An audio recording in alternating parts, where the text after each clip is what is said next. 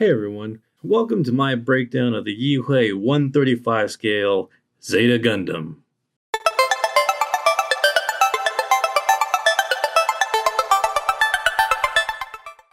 What's good, ladies and gentlemen? Thank you for stopping by for my very first YouTube video.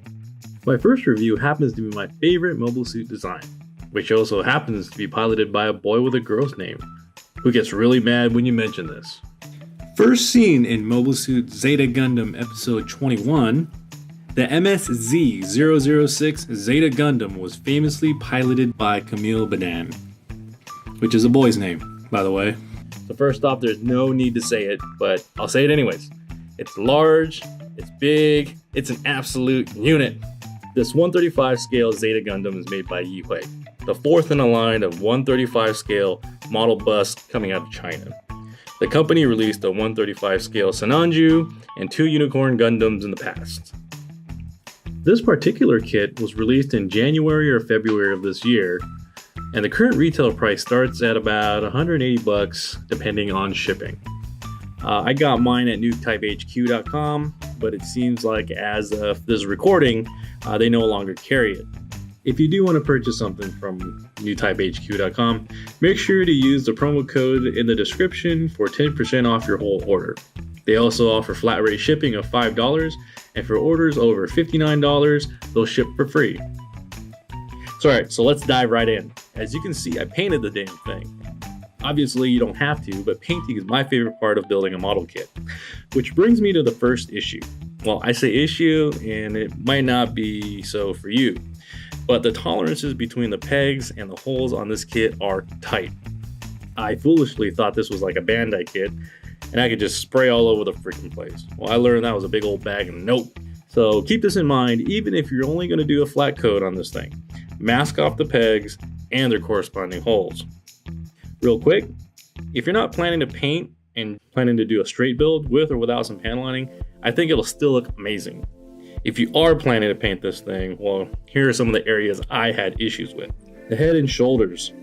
The metal parts for the head Vulcans, test fit them before painting and sealing up the paint. Don't be like me and do all that and then force the metal part in. If you look carefully, you'll see where I messed up the paint a little bit trying to wedge that thing in there. Next are the shoulders. Make sure you follow the wiring diagram as closely as possible. And wedging that outside white piece onto the frame, it's really hard. So make sure that the wire is not adding any extra gaps. Next is the backpack. So make sure you do some test fitting here and before to see how tight these square pegs are that go into the back of this mobile suit. You can't see it now since I've already got it together, but try to mask them off. Another note on the backpack. Make sure not only do you look at the square pegs that go into the back, make sure that this red shock here slides in straight. Otherwise, you're gonna have a hell of a time trying to put those square pegs on the top end and then also that shock on the bottom. All right, next, the cockpit. Test fit here and see how the red rubs up against the frame. If you're picky and want to display this with the hatch open or closed, plan for that. I'd probably sand the inside of the red hatch just a little bit to buy yourself some room so that when you open and close it, it does not rub off any of the paint on the frame. Articulation.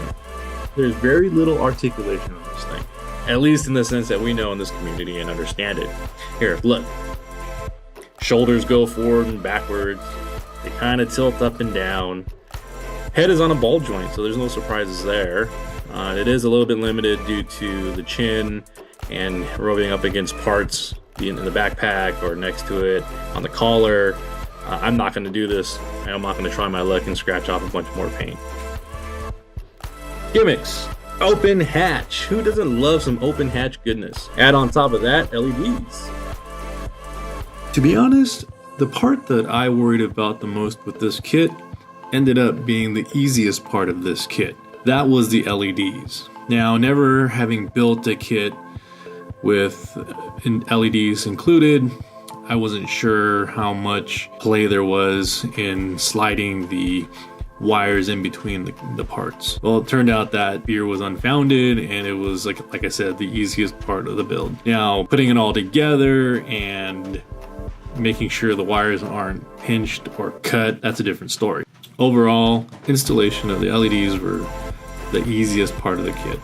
Here it is next to the 1/48 scale Mega Size RX-78. Here it is next to a 1/100 Wing Gundam. And here it is next to an high-grade Scramble Gundam. Alright, so my closing thoughts on this. Alright, fit, finish, and quality. For fit, I'd give this kit about a 4 out of 5. If a great Bandai kit is about a 5 out of 5. Finish is amazing, 5 out of 5. Quality, I would give it a 4 out of 5 since there are some parts that have a bit of flash. And finally, value. Alright, so this thing is priced like pretty much a friggin' perfect grade. So is it worth it? Well, that's ultimately up to you. For me, as a noob who's only been into Gunpla for about a year and a half, I had to have it when I first saw it. I really enjoyed building this kit. It doesn't help that my favorite kit is personally the Zeta Gundam. I mean, when I opened the box, I was blown away by how large this thing was. Just looking at the backpack, it was just, I could put it on my 2-year-old son. Fully assembled, I mean, I just love looking at it. I gotta find a place for it, but I mean, there is definitely shelf presence here. Now, I don't like to get into the whole third-party bootleg versus Bandai discussion.